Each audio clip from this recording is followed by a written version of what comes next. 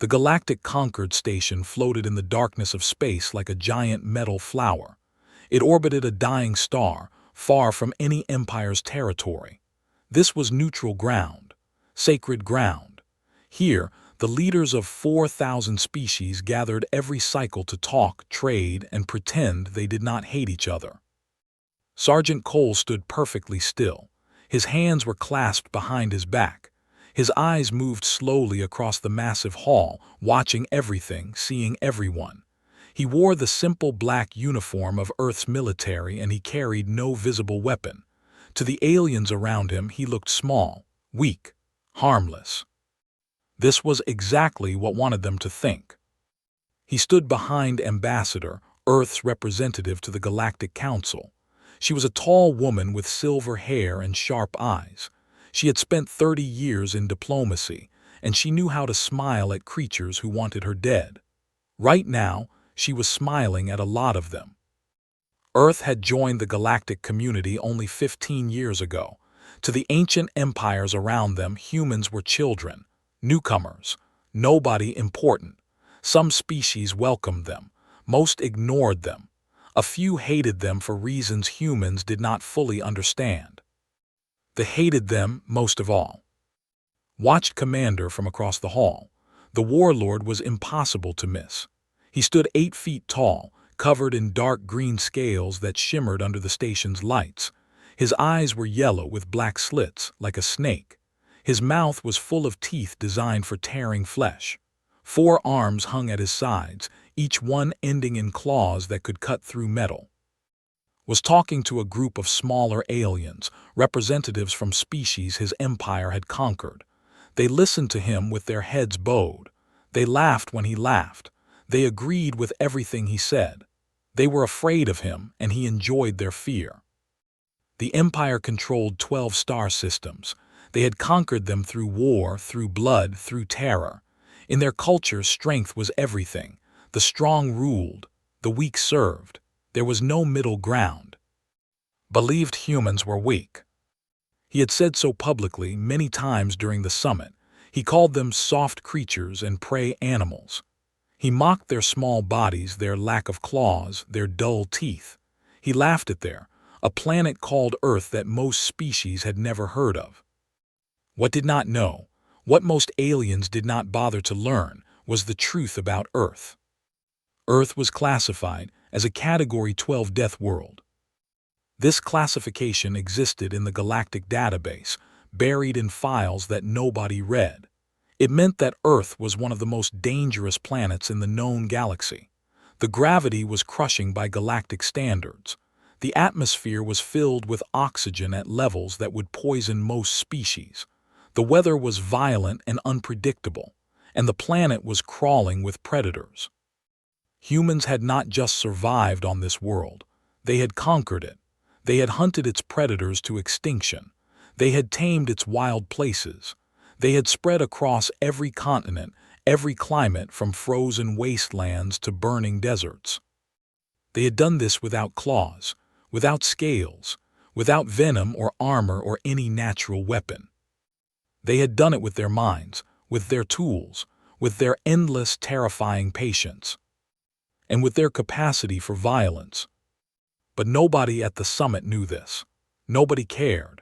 Humans were new and small and unimportant. Commander saw a species of soft-skinned creatures who flinched at loud noises and needed to sleep for 8 hours every day. He saw weakness. He saw opportunity. The summit's 3rd day began with trade negotiations. Ambassador sat at a curved table with representatives from 6 other species. They discussed mining rights, shipping lanes, resource allocation. It was boring work but important. Earth needed allies. Earth needed trade. Earth needed to prove it belonged here. Stood behind the ambassador, silent and still. He watched the room. He watched the doors. He watched Commander, who sat across the hall with his own delegation. Was not paying attention to his own negotiations. He was watching the humans. His yellow eyes kept drifting back to their table. His clawed fingers tapped against his armrest. He was planning something, could feel it. The morning session ended. Delegates rose from their seats, stretching limbs and tentacles and appendages of every shape. Small groups formed in the hallways, continuing conversations, making private deals. Ambassador stood and gathered her documents. "I need to speak with the delegation," she told. "Walk with me." They left the main hall and entered a wide corridor. The walls were made of transparent material, showing the stars outside. Other delegates walked past them, speaking in dozens of languages that translators struggled to process. They were halfway to the section when Commander stepped out from a side passage. He was not alone. 6 soldiers stood behind him, their hands resting on weapons that hung from their belts. They wore the black armor of personal guard. They looked at the 2 humans like predators examining prey. Smiled, showing all of his teeth. "Ambassador," he said. His voice was deep and rough, like stones grinding together. "I have been wanting to speak with you." Stopped walking. Her face remained calm, pleasant, professional. "Commander, how can I help you?" "You can help me by being reasonable." Stepped closer. He towered over both humans, blocking their path. "Your species has claimed mining rights in the Tau system. Those rights belong to the Empire." "The Galactic Council awarded those rights to Earth," replied. "The decision was made according to established law. Laws made by weak species to protect themselves from the strong." Leaned down, bringing his face close to hers. "I am offering you a chance to avoid trouble. Give up the claims. Walk away. Your little species cannot afford to make enemies." Stepped forward, placing himself between and the ambassador. "The ambassador will not be intimidated," he said. His voice was calm and quiet. "Please step back, Commander." His yellow eyes moved too. For a long moment the commander just stared at him. Then he laughed. It was a harsh, barking sound that echoed off the corridor walls. His soldiers laughed with him, a chorus of mockery. "This," said, gesturing at with one clawed hand. "This is your protector, this small, soft thing." He laughed again. "Human, do you know what I am? I have killed warriors twice your size with my bare hands. I have conquered worlds. I have bathed in the blood of my enemies." Said nothing. He simply stood there, his hands at his sides, his eyes locked on his face. "Move aside," growled, "before I move you." "No." The single word hung in the air. His laughter died. His eyes narrowed. In culture, refusing a direct command from a superior was the ultimate insult. It was a challenge, a declaration. Around them, other delegates had stopped walking. They were watching. Some had raised communication devices, recording the confrontation. The station's security cameras pointed at them, broadcasting to screens throughout the station and beyond. The whole galaxy was watching. Straightened to his full height, he looked down at with cold fury in his yellow eyes. "You dare," he whispered. Met his gaze without blinking. "Yes." His hand moved. It was fast, incredibly fast by galactic standards. His scaled palm struck across the face with enough force to send a normal human stumbling. Did not stumble. He did not move at all. The sound of the slap echoed through the corridor like a gunshot. Blood appeared on his lip where a scale had cut the skin. A thin red line ran down his chin. The watching aliens gasped. In culture, this was a claim of absolute dominance. The struck creature was supposed to submit, to bow, to accept their place beneath the superior being. Raised his head slowly. He was smiling. And Commander, conqueror of 12 systems, killer of thousands, felt something he had not felt in decades. Fear. The blood ran down his chin in a thin red line. It dripped onto his black uniform, staining the fabric. He could feel the heat where a scaled hand had struck him. The pain was sharp and bright, like fire across his skin. He did not care about the pain. Had felt worse, much worse. He had been shot, stabbed, burned, and broken during his years in Earth's special forces. He had crawled through mud with bullets flying over his head. He had held dying friends in his arms. He had walked through hell and come out the other side. A slap from an overgrown lizard was nothing. What cared about was what the slap meant. In culture, it was a claim of ownership, was declaring himself's master. He was declaring all humans as lesser beings, as property, as things to be used and discarded. The watching aliens understood this. They had seen do this before to representatives of species he wanted to humiliate.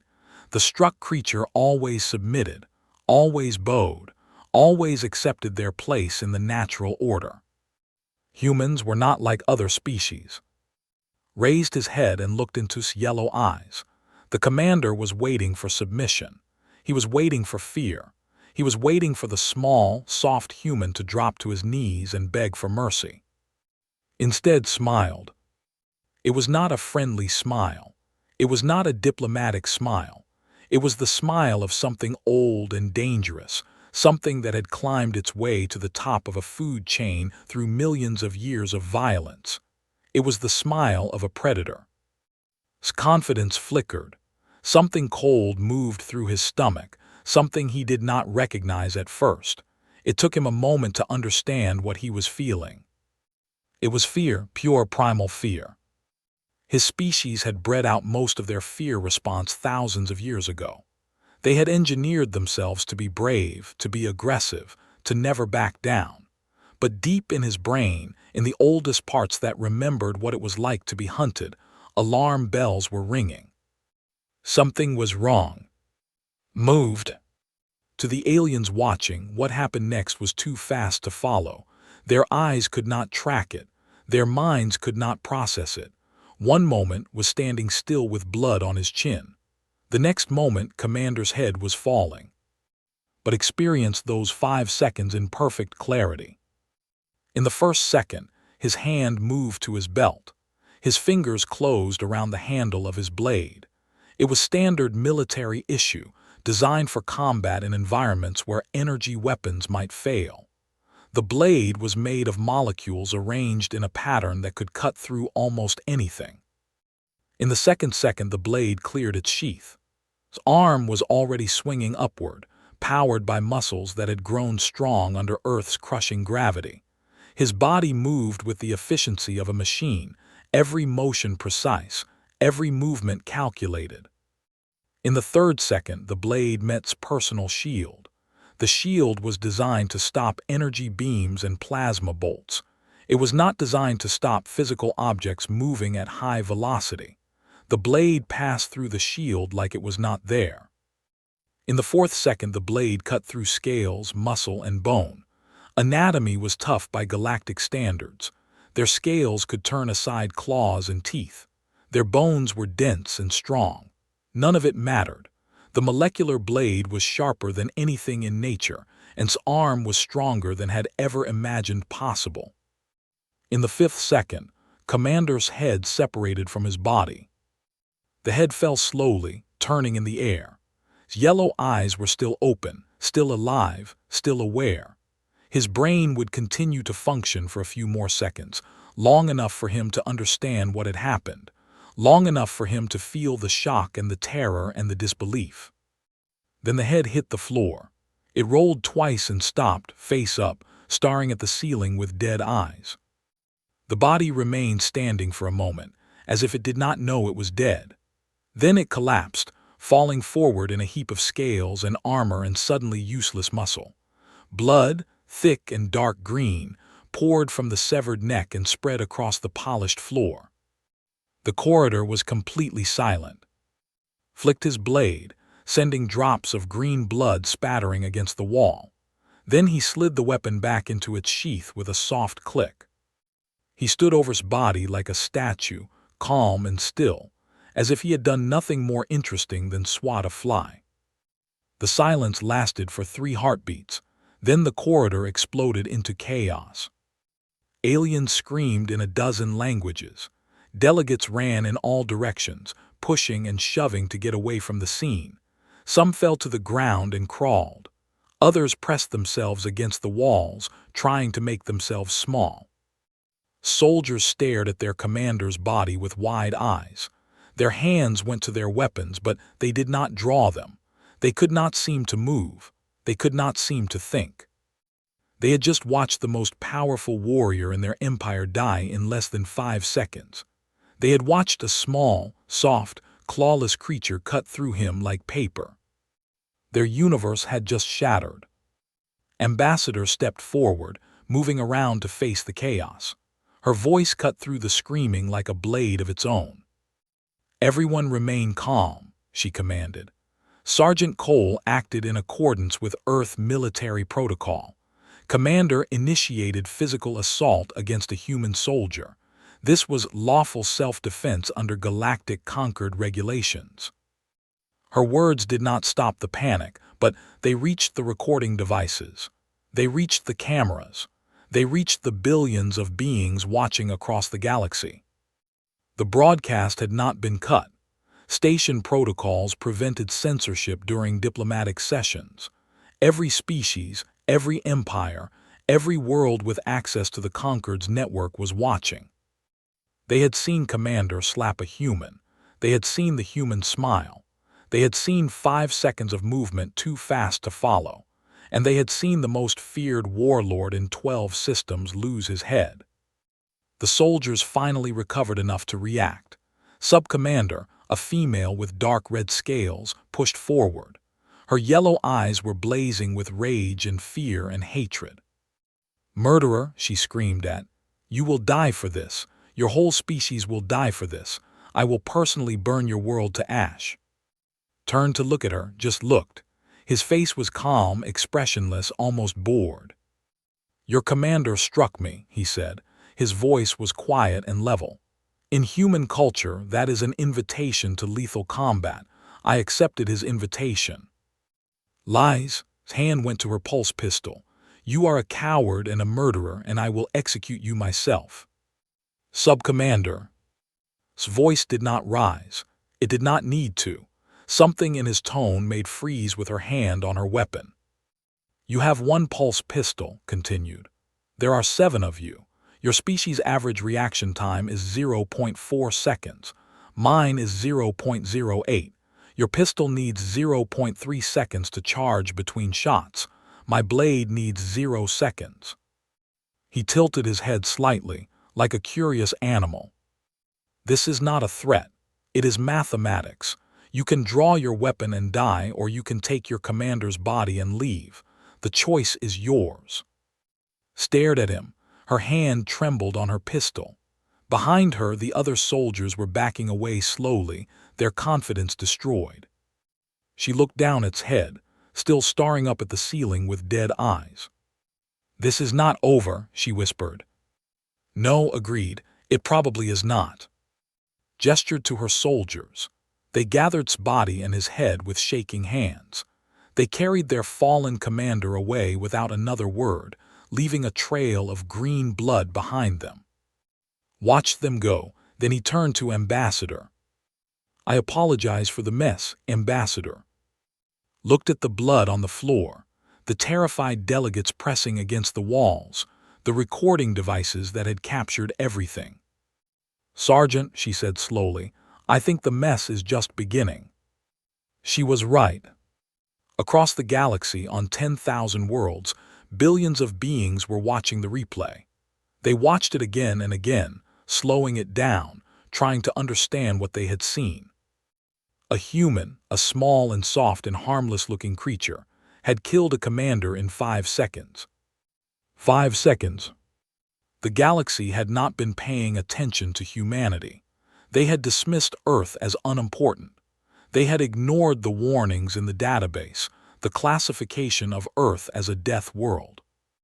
They were paying attention now. The emergency session of the Galactic Council began 3 hours after Commander's death. The Great Assembly Hall was packed with delegates from hundreds of species. They sat in curved rows that rose toward the ceiling like the inside of a giant bowl. Lights floated above them, casting everything in a cold blue glow. At the center of the hall, on a raised platform, stood the representatives of the species involved in the incident. Sub-Commander represented the Empire, Ambassador represented Earth, and Sergeant Cole stood beside her, his hands clasped behind his back, his face showing nothing.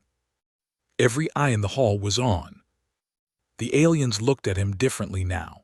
Before, they had barely noticed him. He was just another human, another soft creature from an unimportant world. Now they stared at him like he was a bomb that might explode at any moment. Some of them had watched the recording hundreds of times, trying to understand how a being without claws or fangs or natural armor had killed a commander so quickly. They had slowed the footage down to its smallest pieces. They had analyzed every movement, every fraction of a second. They still could not believe what they had seen. High Arbiter, an ancient being from a species of floating jellyfish-like creatures, drifted to the center of the platform. Its body was transparent, filled with glowing organs that pulsed with different colors as it spoke. "This session is called to address the death of Commander of the Empire," announced. Its voice came from a translator device, calm and neutral. "Sub-Commander, you may speak first." Stepped forward. She had changed her armor since the corridor. Now she wore the formal dress of a warrior, covered in medals and symbols of rank. But her movements were stiff, and her eyes kept moving to like she expected him to attack at any moment. "The Empire demands justice," she declared. "Our commander was murdered in cold blood by this human creature. We demand the execution of Sergeant Cole. We demand reparations from Earth. And we demand that humanity be expelled from the Galactic Concord." Murmurs ran through the assembled delegates. Expulsion from the Concord was the harshest punishment possible. It would make humanity outcasts, cut off from galactic trade and protection. Ambassadors said, "How does Earth respond?" Stepped forward with calm confidence. "The facts are clear and recorded for all to see. Commander physically assaulted Sergeant Cole. He struck a uniformed Earth military officer without provocation. Under both Earth law and Concord regulations, Sergeant Cole had the right to defend himself." "Defend himself," laughed bitterly. "He cut off the commander's head." "Commander initiated violence against a being he knew nothing about," replied. "He assumed that because humans appear physically weak, we would submit to his aggression. He was wrong. The consequences of his mistake are his responsibility, not ours." "You speak of consequences," growled. "Let me speak of them as well. The Empire controls 12 star systems. We command a fleet of 10,000 warships. If you do not give us the justice we demand, we will take it. We will burn your little planet and scatter your species across the void." The threat hung in the air. Several delegates shifted uncomfortably. War between empires was bad for business. It disrupted trade routes. It destroyed markets. It was expensive and unpredictable.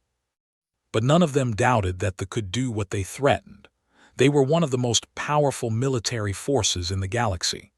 Earth had been a member of the Concord for only 15 years. They had no allies, no fleet, no way to stop an invasion. Or so everyone believed. A new voice spoke from the upper rows of the assembly. "If I may address the council." Everyone turned to look. The speaker was a thin creature with silver skin and large black eyes. They were known throughout the galaxy as information brokers. They collected knowledge the way other species collected wealth. They knew secrets that could destroy empires. Scholar acknowledged, "You may speak." Scholar rose from their seat and drifted down toward the platform on a small hover disk. In their long fingers, they held a data tablet. "I have been studying the species known as humans since they joined the Concord," said. "I have read their planetary database. I have analyzed their history. I have compiled a report that I believe this council needs to see." Made a dismissive sound. "We do not need reports, we need action." "With respect, Sub-Commander, I think you need this report very much." Touched their tablet, and a holographic display appeared in the air above the platform. "This is Earth." The display showed a blue and green planet covered in swirling white clouds. It looked peaceful, beautiful even. "Earth is classified in our database as a Category 12 death world," continued. This is the second highest danger classification. There are only 4 Category 13 worlds known, and none of them support intelligent life. Earth is, by our standards, one of the most hostile environments in the galaxy. Numbers and charts appeared around the image of Earth. Surface gravity is 1.0 standard units. This is higher than 94% of all inhabited worlds. The beings who evolved on Earth developed muscles and bones specifically to function under this crushing weight. When they visit lighter worlds, they are significantly stronger than their appearance suggests. Remained perfectly still, but he could feel the attention of the room shifting. Delegates were leaning forward, studying the data with new interest. Atmospheric oxygen content is 21%, continued. For most species in this room, that concentration would cause rapid cellular damage and death. Humans breathe this mixture constantly. Their blood carries it through their bodies. They are, from our perspective, breathing poison. More numbers appeared. Temperature ranges, radiation levels, lists of predators and parasites and diseases. Earth is home to millions of species designed to kill, said. Creatures with venom that can stop a heart in seconds. Predators that can run for hours without rest. Parasites that eat their hosts from the inside. Bacteria and viruses that have killed billions of humans throughout their history. The delegates were no longer murmuring. They were silent, staring at the display with growing unease. And yet humans survived, continued. Not just survived, they conquered their world. They hunted their predators. They fought diseases that would have destroyed other species. They spread across their entire planet from the frozen poles to the burning equator. Turn to look directly at. They did this without natural weapons. No claws, no venom, no armor. They did it with tools, with planning, with cooperation, and with something else. The display changed. Now it showed images from human history, battles, wars, weapons, ships and planes and machines designed for destruction. Humans have an extraordinary capacity for violence, said. When threatened, they do not simply defend themselves. They eliminate the threat completely. Their history is filled with conflicts of unimaginable scale. They have killed each other by the millions. They have developed weapons capable of destroying entire cities in seconds. The images showed mushroom clouds rising over burning landscapes. They showed armies charging across fields of mud and blood. They showed the cold, determined faces of soldiers marching to war. And here is the most important part, said quietly. They did all of this to each other. Species of weaker constitution would have destroyed themselves. Humans survived their own violence and became stronger because of it.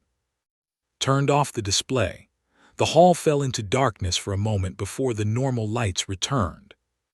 Commander made a mistake that many in this room might have made, concluded. He looked at humans and saw weakness. He did not see what they really are. And what are they? Asked. Her voice had lost some of its anger. Now it carried something else. Something that sounded almost like fear. Looked at, standing silent and still on the platform. The scholar's black eyes seemed to hold a deep sadness. They are the survivors of a death world. They are predators who learned to think. They are warriors who chose to pursue peace.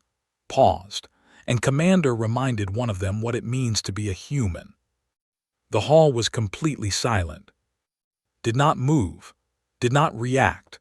He simply stood there, a small figure in a black uniform, surrounded by aliens who were finally beginning to understand what they were looking at. Not a weak creature from an unimportant world. A monster wearing a mask of civilization. The session continued late into the night. Delegates argued and debated and threatened, but something had changed.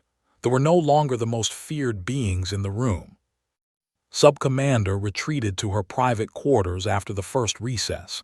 She needed to think. She needed to understand. Her claws clicked against the data terminal as she searched through old records, ancient files that had been buried in the military archives for 3,000 years. She found what she was looking for. The war. 3,000 years ago, the Empire had been young and hungry. They had expanded aggressively, conquering system after system. Then they had encountered the had come from a death world. Not as dangerous as Earth, only a Category 10, but still brutal by galactic standards. They had been primitive by standards, with crude ships and simple weapons. They had expected an easy conquest. They had been wrong. The war had lasted 12 years. They fought like nothing they had ever seen. They did not surrender. They did not retreat. When their ships were destroyed, they rammed vessels with what was left. When their soldiers ran out of ammunition, they attacked with their bare hands. They fought until every single one of them was dead. The Empire lost 60% of their fleet. They lost millions of soldiers. They nearly lost the war entirely. In the end, they won only because they outnumbered the 1,000 to 1. They had burned the to glass and hunted down every survivor. It had taken the Empire 500 years to recover. And they had been from a Category 10 world. Humans came from a Category 12. Stared at the old reports. Images of warriors, small and fierce and impossible to stop. Videos of battles where soldiers died screaming, overwhelmed by creatures they had dismissed as inferior. She thought about Cole, about his smile when it struck him, about the way he had moved, too fast to see, about his calm voice as he explained exactly how he would kill her if she drew her weapon. She thought about Earth, a world even more dangerous than, a world that had produced a species even more violent, even more adaptable, even more determined to survive. And humans had billions of soldiers. They had ships and weapons and technology they had been hiding from the galaxy. They had been pretending to be weak, pretending to be harmless, studying the other species and learning their weaknesses. Just like they had studied Earth's predators before hunting them to extinction. Understood now, they could probably defeat Earth. They had the numbers, the ships, the firepower, but the cost would be catastrophic. It might destroy the Empire entirely. And there was something else, something worse. The other species were watching. The vassal races that they had conquered, the empires that had stayed neutral out of fear, the countless worlds that bowed to power because they believed resistance was futile. They had all seen the recording. They had all watched a human cut down the mighty commander in 5 seconds. They had all heard scholars' presentation about death worlds and human violence. If they went to war with humanity and lost, if they even appeared weak, those vassal races would revolt. Those neutral empires would sense opportunity. The empire would face enemies on every front. Death had not just killed a commander. It had shattered the illusion of invincibility. Closed her eyes and made a decision. The next morning the council reconvened. Delegates filed into the assembly hall, expecting more arguments, more threats, more tension. What they got surprised everyone. Sub-Commander approached the central platform. Her posture was different than before. Her aggression was gone, replaced by something that looked almost like respect. The Empire has reconsidered its position, she announced.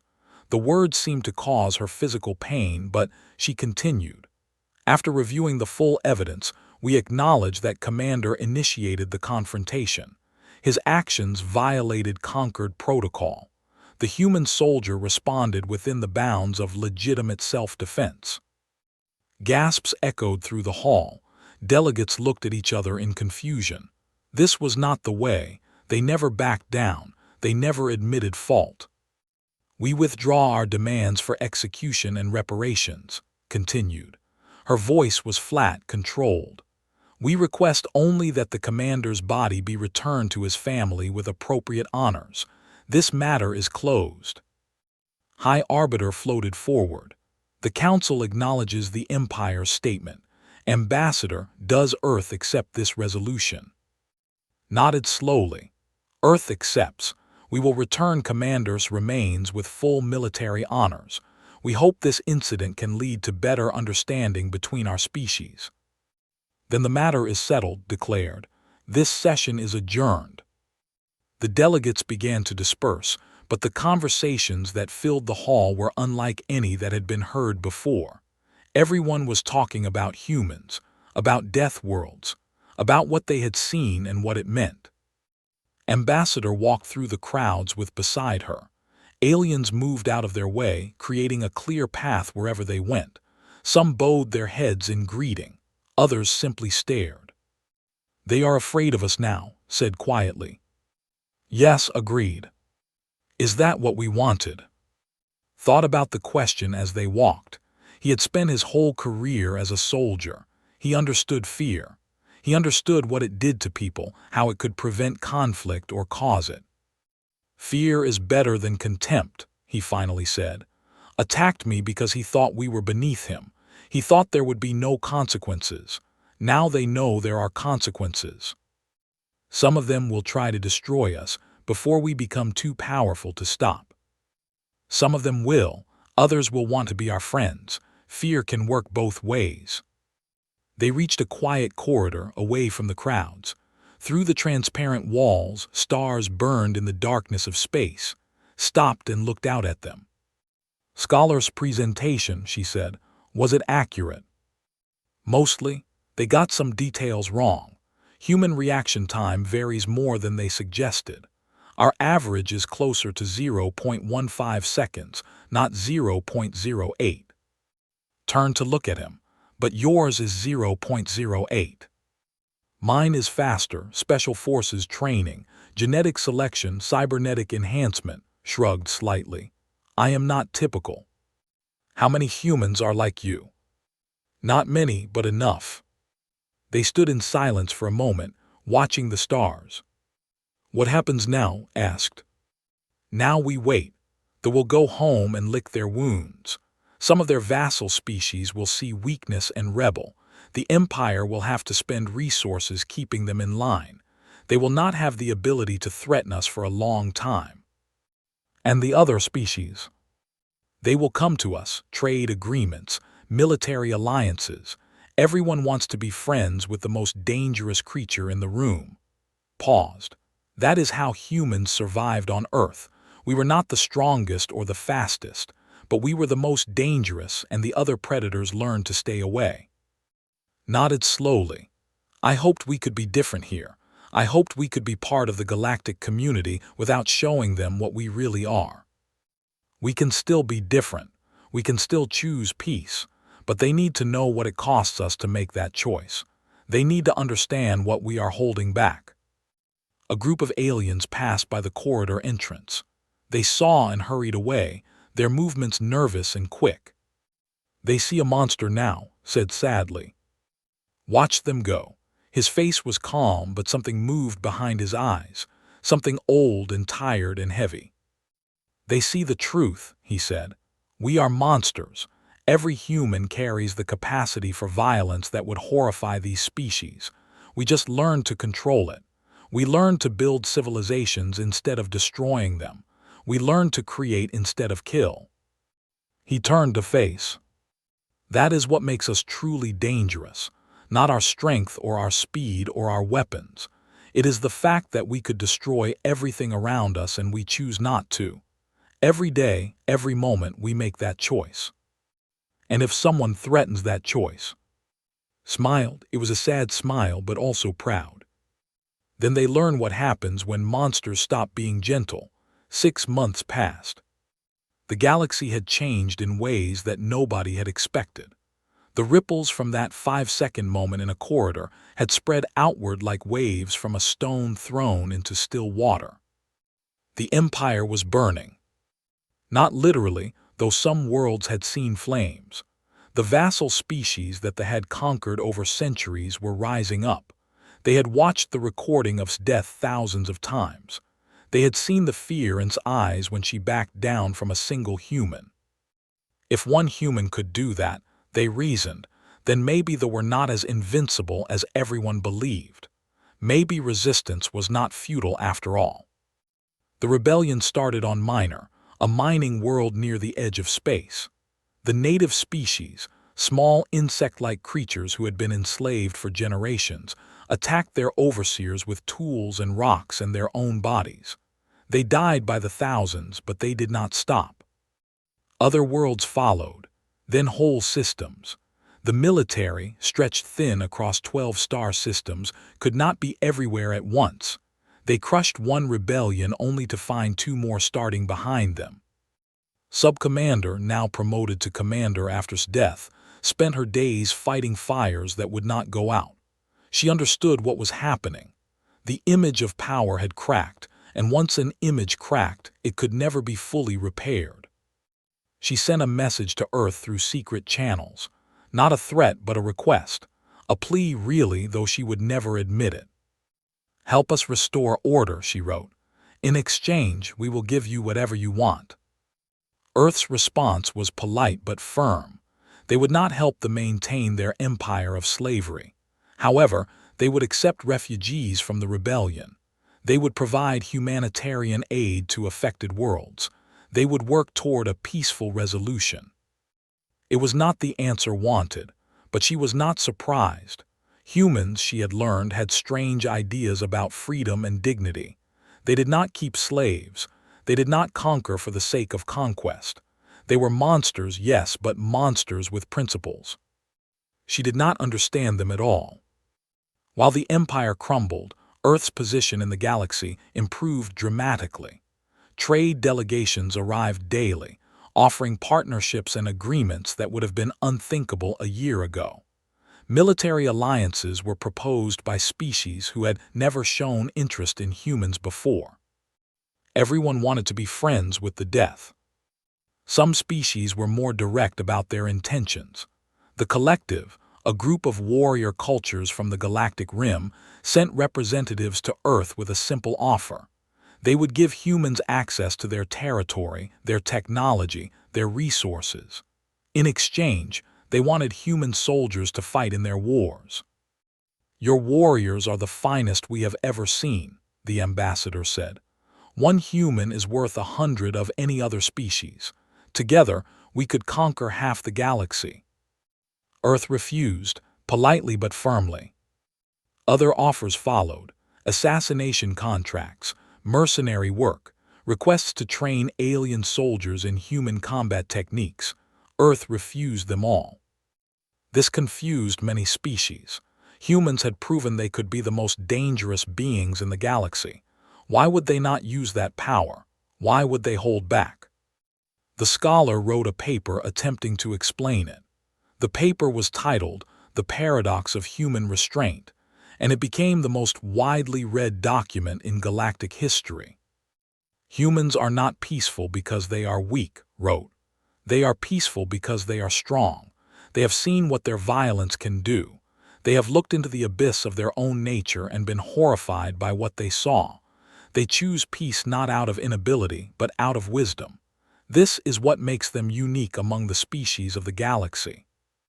Not everyone agreed with this analysis.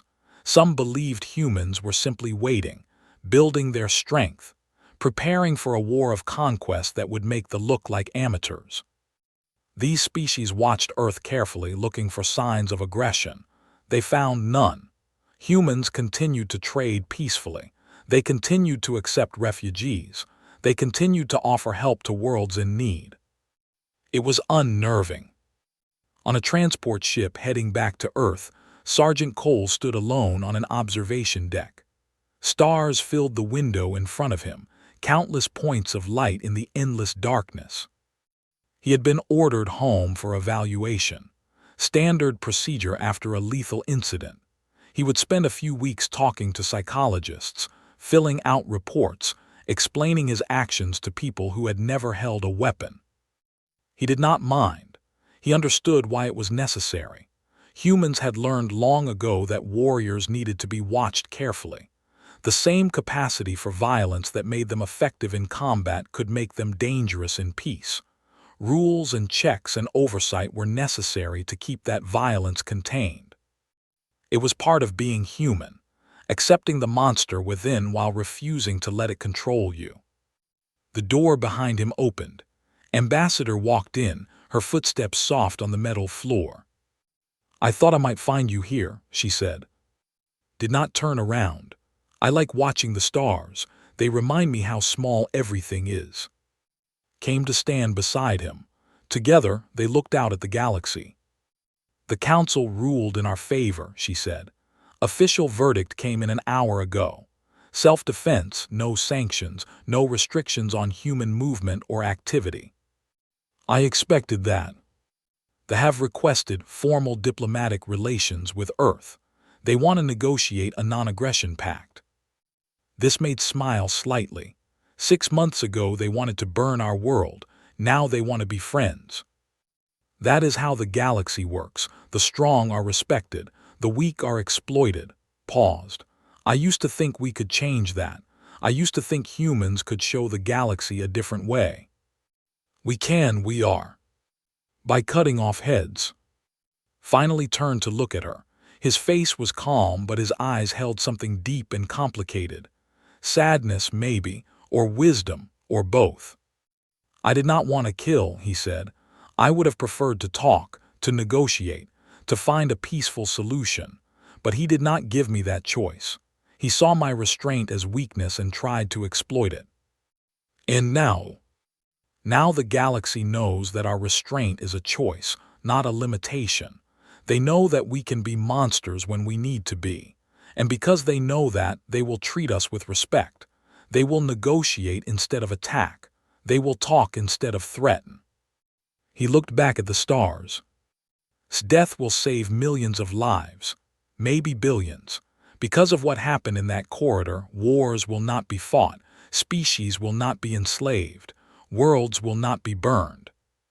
That is a heavy thing to carry, said quietly. The weight of all those lives.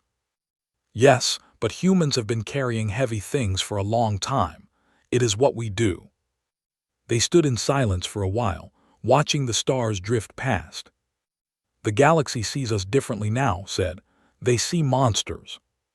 They see the truth, replied. We are monsters, but we are monsters who built hospitals and schools, monsters who created art and music, monsters who reach for the stars not to conquer but to explore. He paused. Every species in the galaxy is defined by what they are. They are conquerors, they are scholars, they are warriors, but humans are not defined by what we are. We are defined by what we choose to be. And what do we choose? Looked at her. For a moment his face changed. The mask of the calm soldier slipped, and she saw something underneath, something fierce and proud and ancient. We choose to be better than our nature. We choose to build instead of destroy. We choose peace, even though war is easier. We choose mercy, even though cruelty is in our blood. He smiled. It was a real smile this time, warm and human. That is what makes us dangerous. Not our strength or our speed or our weapons. It is the fact that we have the power to be monsters and we use it to be something else. Nodded slowly. She understood now. She understood why the galaxy feared humanity and why they were right to fear them. Humans were not the strongest species in the galaxy. They were not the fastest or the most technologically advanced. But they were the most dangerous because they had looked into the darkest parts of themselves and learned to control what they found there. They were monsters who had chosen to be gentle. And the galaxy was finally beginning to understand what that meant. Outside the window, the stars continued to burn. Countless worlds, countless species, countless futures waiting to be written. And humanity, the children of a death world, sailed among them. Not as conquerors, not as destroyers, but as something new, something the galaxy had never seen before. Monsters with souls. The ship flew on toward Earth, carrying its passengers home. Behind them, the galaxy turned slowly in the darkness, forever changed by 5 seconds of violence and the choice that followed. The choice to be better. The choice to be human.